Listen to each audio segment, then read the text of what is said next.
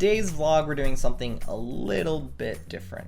So pretty much all the other vlogs, I have a hand history from some tournament that I played, and I go, hey guys, this is the hand, you know, this is the theory, this is the exploits, all that jazz. Which I do really enjoy doing. I think they're fun. I honestly have been learning a lot from them, which has been very good for me anyways. So I think it's kind of a win-win for me, and I hope y'all have been enjoying those as well. Today's vlog, I want to be a little bit different in that I wanted to give a bit of an insight to how I've been doing lately. A bit of an overview to how Bahamas went, and also, yeah, just an overall look into what my grind and stuff actually looks like. I feel as though a lot of people that vlog and do this stuff don't really discuss this stuff or aren't super transparent about it. So I thought doing something that was a little more open and honest and very, yeah, just a very upfront look to who I am as a poker player, how my grind's been going, all that stuff would be a little bit more engaging, I guess. Anyways, so Bahamas was a trip. January was a month. That was a very, very, very, very, very, very long, very difficult month. I had put down my dog, which sucked. I had my HVAC system give out, which sucked. And then Bahamas really, really sucked. So the poker in Bahamas was fine. I played an 1100 freeze out. I cashed in it. Great. Played the 25K PSPC. I busted. That's fine. Like, that was like the expected type of trip I was going to have. I was completely and totally okay with that. No big deal. So I get to Bahamas on Friday. Friday night, go to bed, whatever. Saturday, spend some time in the water, do the water park and stuff, bind to the 25K, play the 1100, cash in it. Sunday, bust early day 2 in the money, go back to Atlantis, spend some time in the water, so on and so forth. Monday morning, spend some more time in the water before playing day 1 of the 25K PSPC. Leave the water, feel a little itchy, shower and stuff, go over there, whatever, feel fine throughout the day. Bag around 11:30, get back to Atlantis around midnight. I'm a tiny bit itchier. Shower again, feel a little bit better, go to sleep. Wake up 4 hours later, 20% plus of my body is covered in a rash. Freaking the fuck out. No idea as to what's happening, why I'm having this type of reaction. I've never had an allergic reaction like this in my entire life. And when it's over such a large percentage of my body, I was concerned that I was going to have like, very, very severe allergic reaction, throat start to close, whatever. Try to find a nurse there or whatever. Nothing was open. No nurses there. No convenience stores open. Couldn't get Benadryl or creams or anything. So I ended up spending some time. So I take a taxi to the Bahama hospital, spend a couple hours, or to one of the hospitals there, spend a couple hours there, finally get to see a doctor, get shot full of Benadryl and steroids, and a couple hours later, it largely clears up, but I'm now playing day 2 of a 25K, shot full of Benadryl and steroids, which isn't ideal. First 2 hands, nothing happens. Hand 3, get ace queen, hijack opens, 3-bet, hijack jams in a spot he's not supposed to. Even though I was confident I was going to call, I still tanked for a while, looked for live tells, found a live tell, knew he was bluffing, called, lost. Decided to try to change my flight to a day early so I could leave at that day. I tried changing my flight through the American Airlines website, and the entire website's down. So finally, with some help from my husband, would have been 17 hours later, I'm home. And throughout that trip, I was almost falling asleep in the Bahamas airport. Then I was almost falling asleep in the Miami airport. And then I couldn't sleep on the plane ride home because that's just how, that month went. So yeah, January sucked. February though, February's been a month. Good month. So month started. Ran deep in the 1600 at the Venetian. Took 40th after losing Queen's Ace King, then Queen's Ace Queen both for big pots, which was annoying. I played in the 1700 circuit, I take 10th on ace, queen to queen 7 all in pre-flop as a shorting the field. But if I win that all in, I am now like 6 of 10. First place, 227K. And the reason why that number is a little important to me is if I won that tournament, 227K would have been my largest score ever. I've only been playing professionally now for what, 14 years?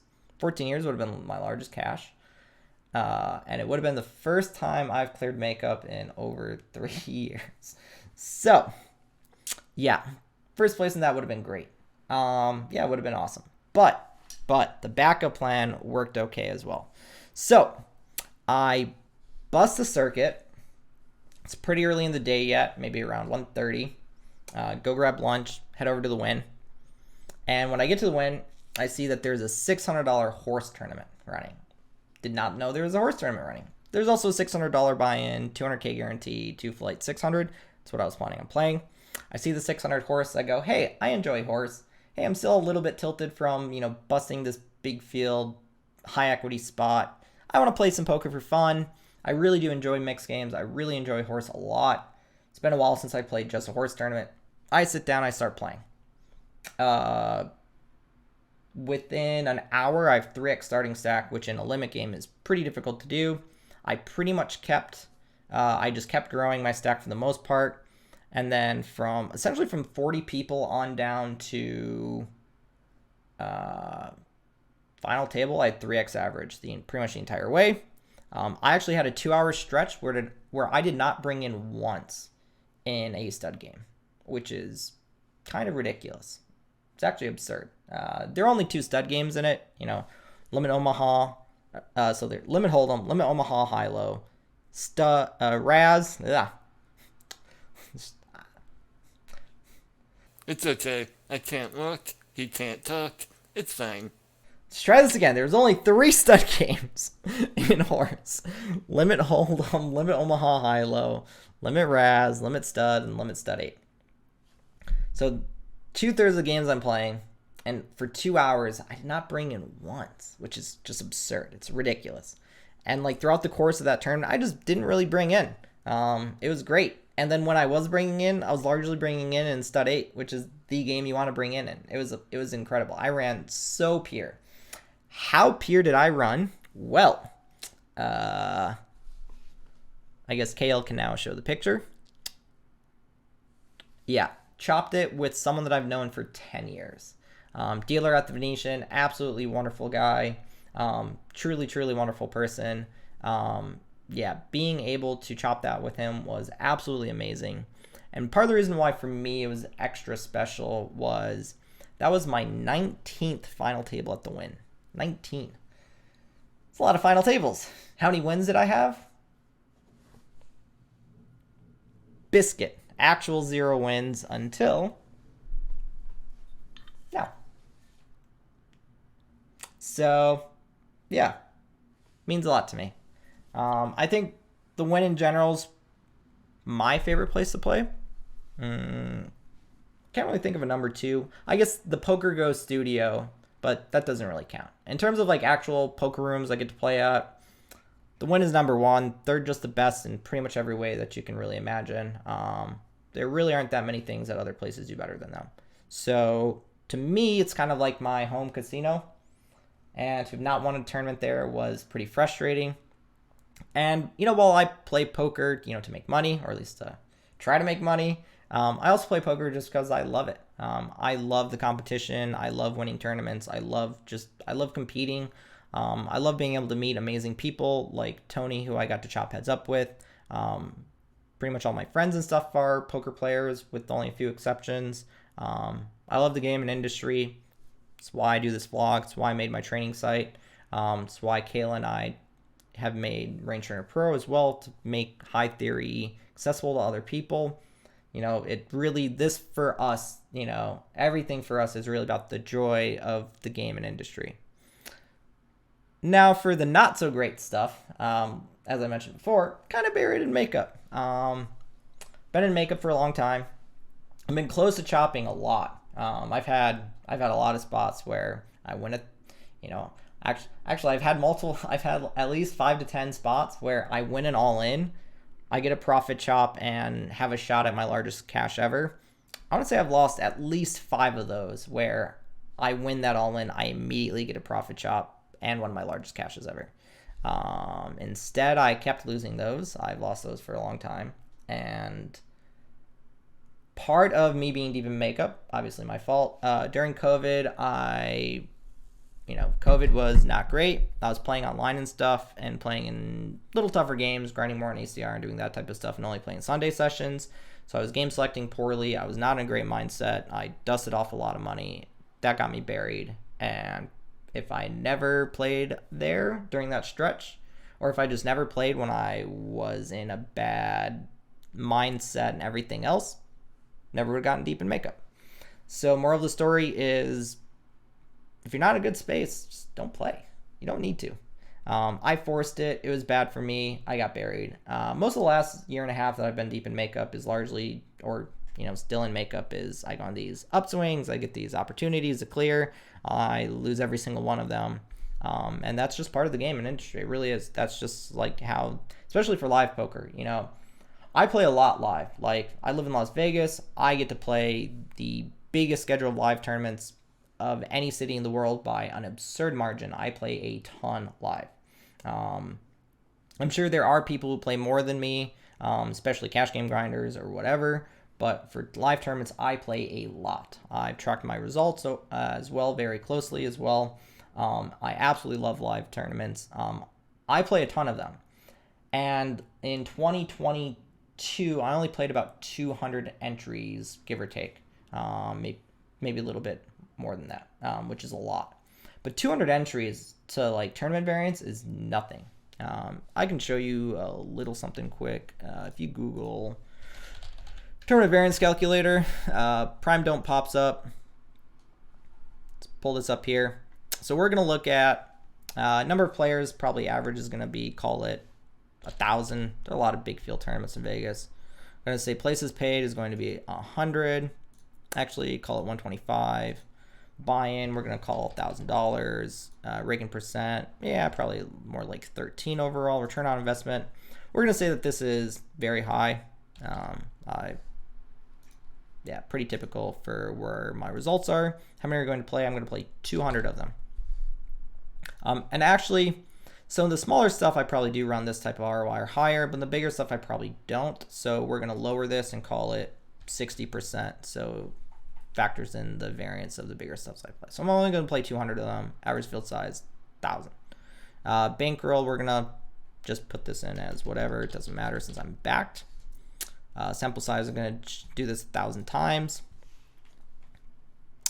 So yeah, my worst run is I am down a lot. My best run is I am up a lot. I'm losing money.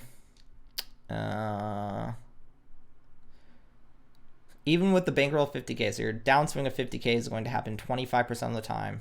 Probability of loss is 25%. Probability of break even is probably around 50%. So having years where you lose a chunk, win a little bit, lose a chunk, pretty easy to do. And since that's been my volume for the last, couple of years, going through downswing like that, not too shocking. Really not at all. If you just don't top 3 big fields, it's just you're not going to make money. It's just the nature of the beast. And I play a lot of volume. 200 entries in a year is a lot. So poker tournament variance is very, very, very high. That's why I do things like coaching. That's why I'm back. That's why I sell action. Is I try to bring in income from as many sources as possible. So then when tournament variance isn't in my favor, while it matters, but I don't necessarily need it to pay bills and to live my life. It definitely helps a lot though. So I would like to start making money from tournaments directly, at least the higher stakes stuff. Low stakes stuff I am doing very well in. How well in I will get to. Something else that happened recently though is, and while this is a milestone I care a little bit about just because I've been so close to it for so long, I know it is small potatoes, but to me it matters a lot. So total live earnings on Hendon is now over 3 million. I just hit this. I've been close to 3 million since pre-COVID. I want to say just before COVID hit, when I cashed in, or when I won Poker Masters, that probably put me at like 2.5 mil or so. Way back here, 2019 was got me pretty close. I think maybe this put me at 2.5 mil. So 2019 to now, that was 500K. Getting 3 million, it's been a long grind to go from 2 to 3. Very happy about that. Yeah, that's all. Anyways, okay, so I just showed you guys how bad live variance is. I just showed you, I explained that I've been in makeup for a long time. Yet why do I still play live tournaments largely? A, they're very soft. I do very well in them. These are my lifetime live stats. It's not been updated in the last month. So I've played more than 1,000 entries live. I have 7 wins now, 51 final tables. Lifetime overall, doing pretty well. Lifetime high stakes, kind of getting, not crushed, but, down money in them. Down 1 bind in 50Ks. Down 7 binds in 25Ks. Down 18 binds in 10Ks. 2 binds in 7,500s. Up in literally everything else. So small sample of high stakes stuff, not doing great in. Large samples of everything else, doing great in. 0 to 1,200, this is my bread and butter. I love this buying range. Actually 0 to 1,700 as well. Yeah, do very well in these. So ROIs are very high, but also my joy is very high. Mucho joy. I don't know if I can get you paid for that though, Danny. I like to give away joy for free. Don't get me wrong, you definitely can make a ton of money playing poker tournaments for a living, especially as US online poker legalizes. Making low to mid 6 figures should be easier and easier and more possible for more people. That being said, it is one of the lines from Rounders that I really like is, and I just famous line in poker in general, is poker is a very, very hard way to make an easy living. Has a lot of upsides, but there are also a lot of pitfalls. It is incredibly difficult, incredibly high stress. You definitely, especially as a relatively public game, you're going to get a lot of haters and a lot of, whatever. There's a lot of bad stuff in poker, a lot of scammers, a lot of cheaters, a lot of really bad things. But there's also a lot of really good things. You get to meet people like High Hands 89, Kale Clean. Damn, now I almost feel bad for making all those jokes earlier in the video. Almost, but not quite. Nah, love you too, Ray. You get to meet so many other absolutely wonderful people, and you get to compete, which at the end of the day, I am a competitor. I am a tournament poker professional. It's what I love to do, and that's why I do it. And that's why I'm making this vlog with Kale, for the joy of the game. So, on that note, stay safe and healthy out there. Best of luck at the tables. Thank you for watching.